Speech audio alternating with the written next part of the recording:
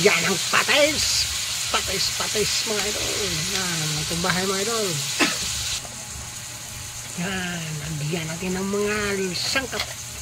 Yung mga lamas sa buhay.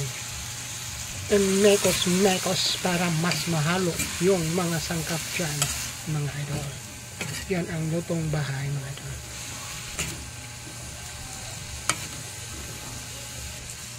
Mekos, lagyan ng kaunting tubig kasi magluto kami ng bami mga idol. Yan, lutong pambahay mga idol.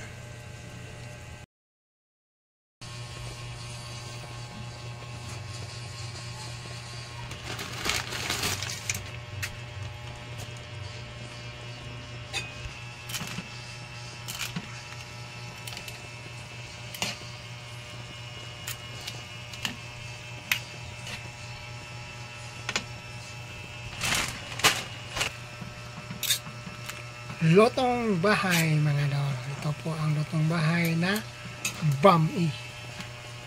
Bami ang tawag sa amin mga idol. Sa Bisaya, bami.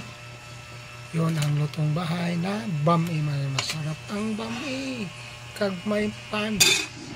Tapos na sa pagmix, malapit na ang kainan sa lutong bahay na bami mga idol. Okay. Yan ang lutong pangbahay mga idol. Ready to eat na mga idol. Thank you for watching my video.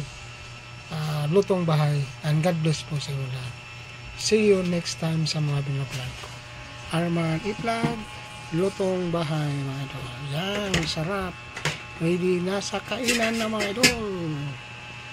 Handa na kayo ng mga plato nyo kasi luto na ang lutong pangbahay na bami. See you next time sa mga vlog ko. And God bless po sa inyo lahat. And bye! Lutong bahay mga idol. Bami. Panghaba ng buhay. Yan po ang lutong bahay ngayon.